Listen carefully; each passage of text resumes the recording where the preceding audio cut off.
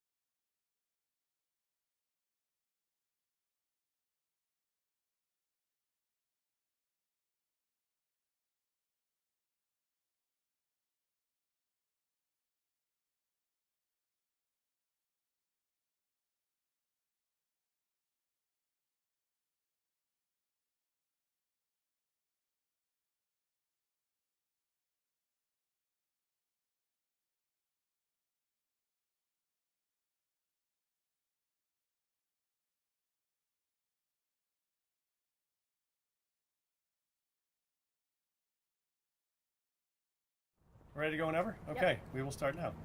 Hello, everybody. Thank you so much for being here. Delighted to be here with Anne-Marie Braga, who is our Executive Director of the Department of Human Services. We are here today to give you an important update on the city's effort around the support of our migrant arrivals in Denver. Right now, the good news is we have facilities that are open. We are being able to welcome newcomers and getting them into housing. The most important crisis we have right now is staffing. We need the people of Denver to be able to step up and actually help us make sure the city remains welcoming through the holidays. Right now, we've seen increased numbers of arrivals. We're close to about 2,700 individuals right now who are in shelter. As I mentioned, we have sites, we have resources. Well, we need the staff to help lead these shelter sites. And so what we are announcing today is that we are starting a rapid onboarding process to bring on new hires to do this work. So this Friday will be our first event.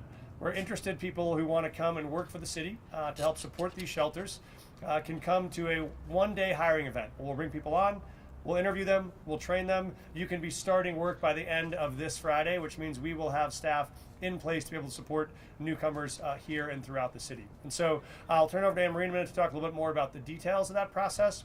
But I think the most important takeaway message is wherever I travel around the city, people always ask, hey, what's happening with the migrants? What are we doing to make sure they have the resources they need? How can I help? This is our moment for Denver to help by saying if you are someone that's looking for work right now, this pays between $25 and $32 an hour. We have day shifts, we have overnight shifts, we have part-time, we have full-time. But your ability to come and support migrants and support the city both make sure that we can provide clear and high-quality services throughout the holiday break. Also make sure that we have people that are welcomed, that get access to the kind of navigation we can provide. These jobs help people get checked in, connect them to housing services, to work services, to get them enrolled in schools, all the things that help make them part of the community. But that first person to meet them and welcome them is incredibly important. That is why we have a very high degree of priority for folks that are Spanish speakers, that are bilingual. We do know most of our new arrivals are Spanish speakers, so we're looking for our bilingual residents from all around the metro area to be able to come forth, apply to help support the city, come this Friday for a single-day hiring fair. We'd love to get you up and onboarded to help staff the needs where we have them all across Denver. With that, I will give it over to Anne-Marie Braga to talk a little bit more about the process and the details for people that want to know more. Thank you, Mayor. So I've been the executive director for nearly 2 months, and the one thing that I can say in this position is that this work cannot be done alone. This is why we need your help. So I'm going to just give you some of the details. As the mayor said, we're really looking for bilingual staff. The event will happen at the Wellington Webb Building on the 4th floor this Friday, December 8th. There will be 2 sessions, one between 8 and noon and one between 1 and 5. Interested candidates are encouraged to pre-register by submitting an application and then indicating which session they would like to be a part of. And they can do that through denvergov.org. All information about the event is on the website, so go check that out. And during your session, you can expect to complete the interview process. If offered a position, like the mayor said, you'll be able to complete your hiring paperwork, onboarding, orientation, so you can begin work as quickly as possible. Make sure, please, this is important, original copies of your I-9 documents and original documents are required. We cannot accept photo or digital copies, so please be sure you have those. And like the mayor likes to say, this is hard work and this is heart work. So please, please tell everyone you know who's looking for a little extra money even this holiday season to sign up for part-time or full-time work. Thank you. Thank you. Happy to take questions if people have them. The one thing I'll just add on context, we have about 200 employees right now working in shelters around the city.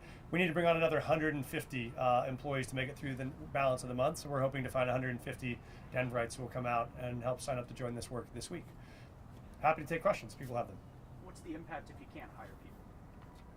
I think the biggest risk if we can't hire people is we wouldn't be able to open sites or be able to open them safely. We know we do need to be able to make sure we can welcome people with all the resources they need, and we wouldn't want to have to turn people away because the problem was we couldn't find the staffing.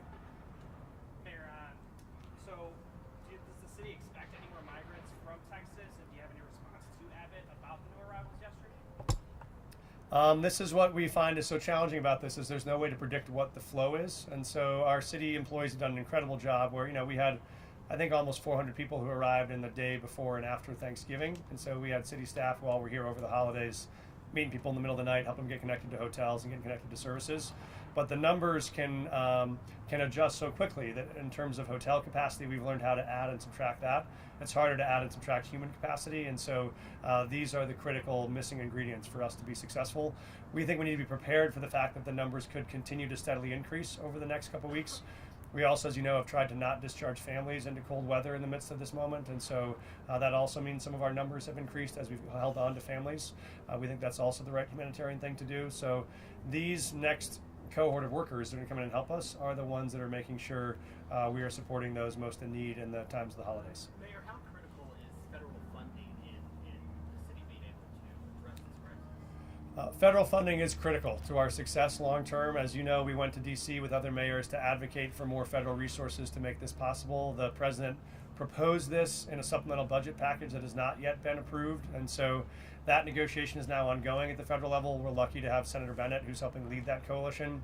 But whatever agreement comes out of the new budget negotiations, we think one of the critical components has to be resources for cities and states to be able to take on this challenge, and so we need resources from the federal level and the state level.